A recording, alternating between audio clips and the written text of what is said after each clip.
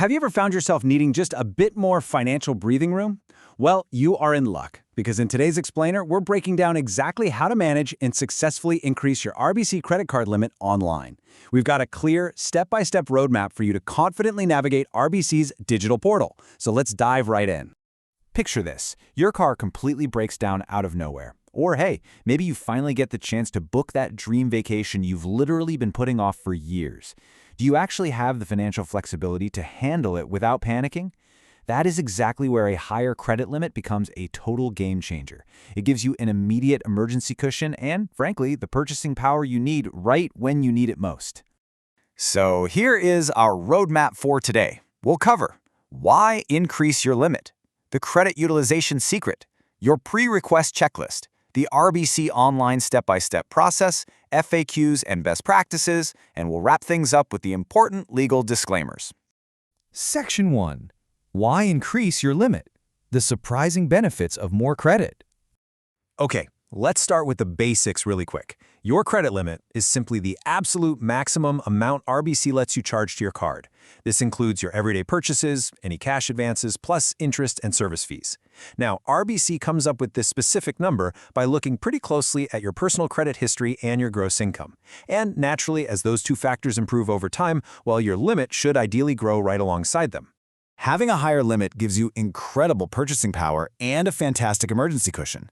But, there is a flip side of this. If you get easily tempted by flash sales online, having more available credit can absolutely lead to more debt. Also, if you're planning to apply for a major loan, like a mortgage, having overly high credit limits relative to your income might actually impact how much a bank is willing to lend you. So it's all about balance. Moving on to Section 2, the credit utilization secret.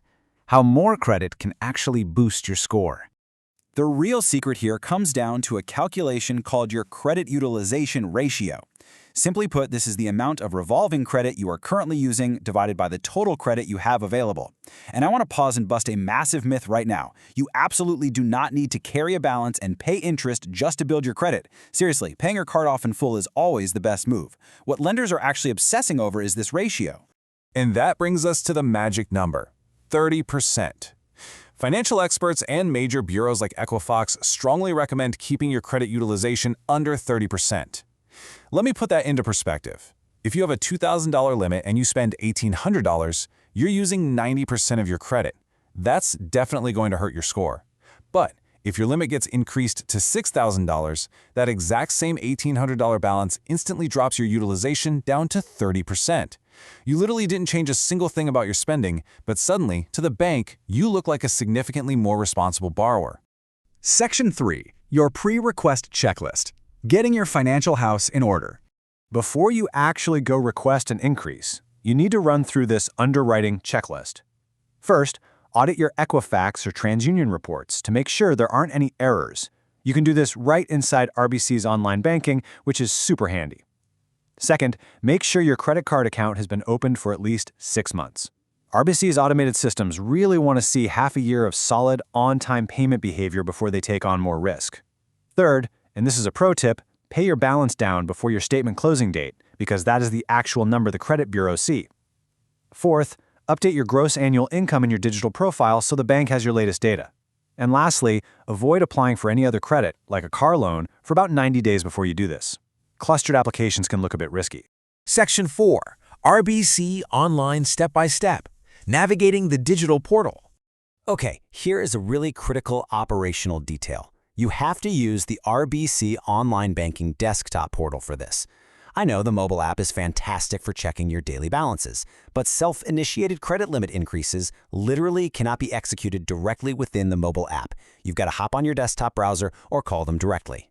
Now, if RBC's internal systems have already flagged your account as eligible for an automatic expansion, the process is incredibly fast. You just log into the desktop portal and look for the Offers for You section. It's usually right near the top of the account summary page. If you spot a pre-approved limit increase sitting there, all you do is select the offer, review the terms, and give your express consent. Because it is already pre-approved, this usually updates your account pretty much instantly. But what if you aren't pre-approved and you need to manually initiate the request yourself? Still super simple. Log into the desktop portal and click directly on your specific credit card account. Over on the right-hand side of the page, you'll spot a link that says Change Credit Limit. Click that. The system will then prompt you to enter your updated financial data. This is exactly where having your gross income, employment status, and monthly housing costs handy pays off. Just plug in the data, specify the new limit you want, and hit Submit. Section 5. FAQs and Best Practices. What to expect after you apply. The absolute most common question people have is about credit checks. Will this hurt my score? Well, it really depends on whether the bank does a soft inquiry or a hard inquiry. Soft inquiries, like when you check your own score, do not impact your credit at all. Hard inquiries, however, show that you are actively seeking out new credit, and that can temporarily drop your score a few points. Because these policies can be a bit fluid, the best practice is to actually call RBC customer service before you apply and just politely ask them which type of inquiry they'll be using for a limit increase request. It's also super important to know when you should just hold off. You should definitely pump the brakes and avoid requesting an increase if you've recently lost your job or taken a pay cut. Same goes if your credit score has recently dropped or if your current cards are nearly maxed out. It's just not the right time to ask for more. Finally, if you have any recent missed payments, those automated underwriting systems are almost certainly going to flag and decline your request. Focus on stabilizing your overall financial profile first.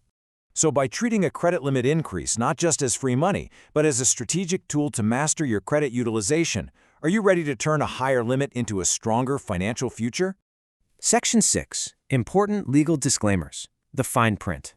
All right, as explicitly stated by our sources, this article is intended as general information only and is not to be relied upon as constituting legal, financial, or other professional advice. Basically, you should always consult directly with RBC customer service or a qualified financial advisor for advice tailored specifically to your unique situation. Bank procedures change all the time, so always double-check current practices directly in your portal. But I want to leave you with this final thought. Now that you actually know the secret of credit utilization, what other hidden levers are out there just waiting to dramatically improve your financial health? Thank you so much for joining us for this explainer. Make sure to like, subscribe, and drop your own experiences or questions in the comments below so we can keep the conversation going. We'll see you next time.